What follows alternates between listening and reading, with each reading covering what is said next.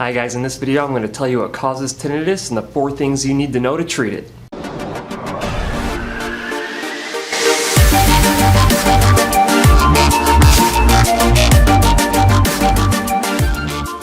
Cliff Olson here, Doctor of Audiology and founder of Applied Hearing Solution. On this channel I cover a lot of cool hearing related stuff, so if you're into that, consider hitting the subscribe button. You can call it tinnitus, you can call it tinnitus, whatever you want to call it, it's the same thing.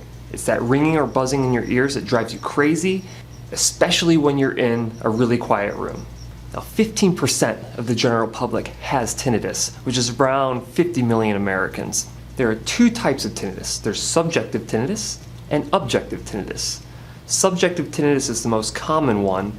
It's tinnitus that you can only hear yourself. Objective tinnitus is when someone else can hear it as well. So what is tinnitus? Researchers aren't 100% sure.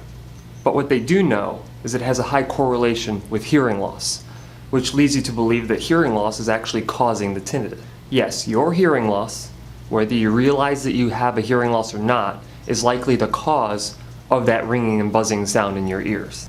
Now they do know that some drugs like chemotherapy medications, things like that, can also cause tinnitus or even make it worse. So this is how it works. Your brain is used to hearing a certain amount of sound. Anytime you have a hearing loss, it reduces the amount of sound that gets to your brain. Your brain is constantly searching for where the sound is, and when it doesn't hear it, it's like it turns up its own internal amplifier, which to you perceive as a ringing or buzzing sound. So how do you get rid of that annoying ringing and buzzing in your ears? Well, there's 4 common ways. The first one is masking.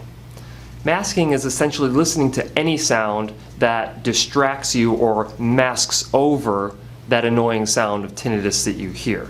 Some common ways you can do this are using a fan. Some people do this while they go to sleep at night. They turn that fan on so they can fall asleep.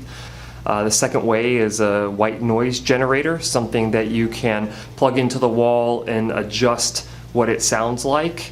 I'll have one linked in the description down below. Another great tool is the Starkey Relax app.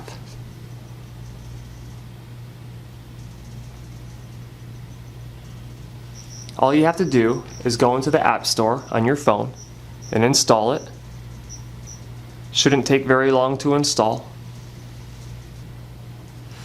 Once you're in, it lets you adjust the volume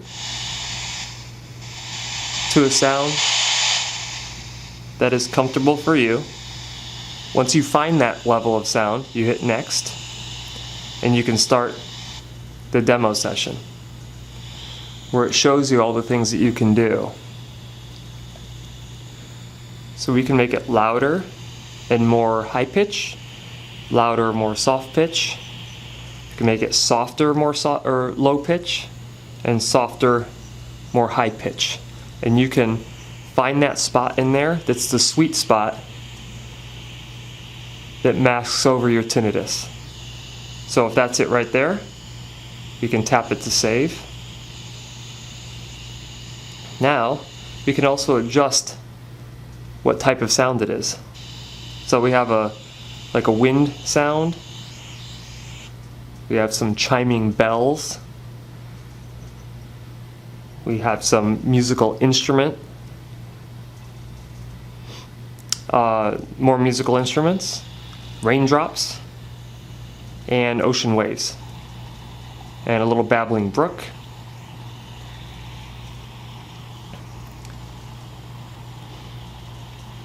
We can do some more things to adjust the modulation of it, which is going up and down in intensity. You can make it go fast, you can make it go slow, you can turn it off and just leave it one steady state. You can put it on a timer, so if you're using this to fall asleep, you can say run it for 30 minutes and then shut off after you've fallen asleep.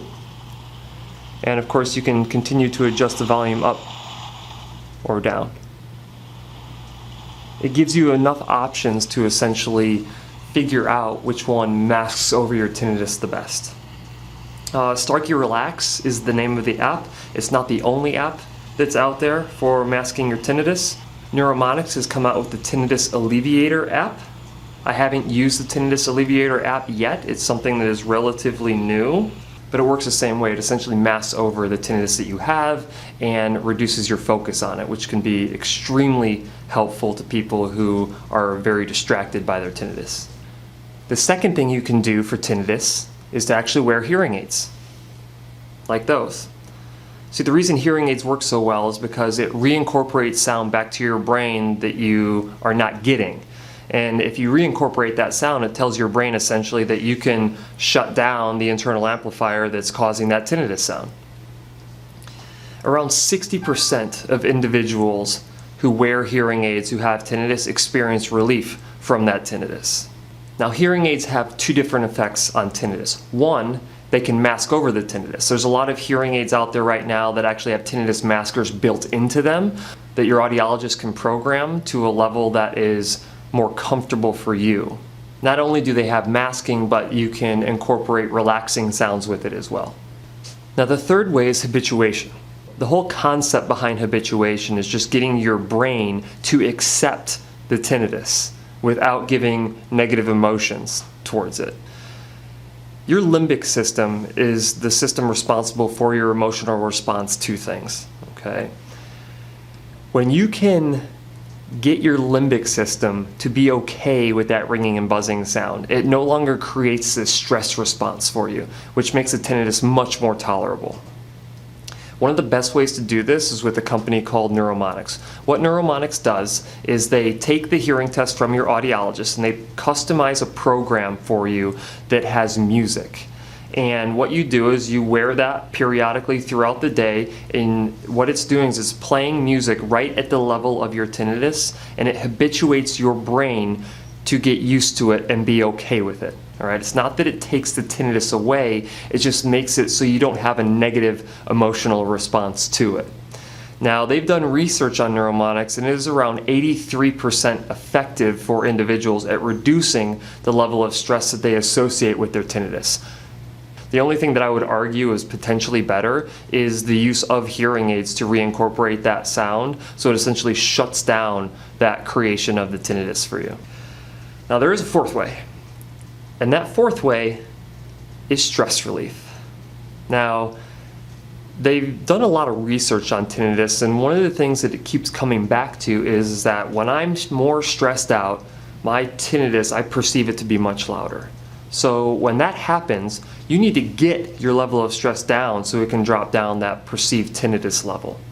Now, that's easier said than done, because what's causing your stress is just normal day-to-day, issues at work, at home. Is that causing your stress? Or is it the issue because you have a hearing loss that it's stressing you out in these different environments that you find yourself in because you're not quite hearing at the level that you should be hearing at? Whatever the reason for stress is, you need to find ways to reduce that stress.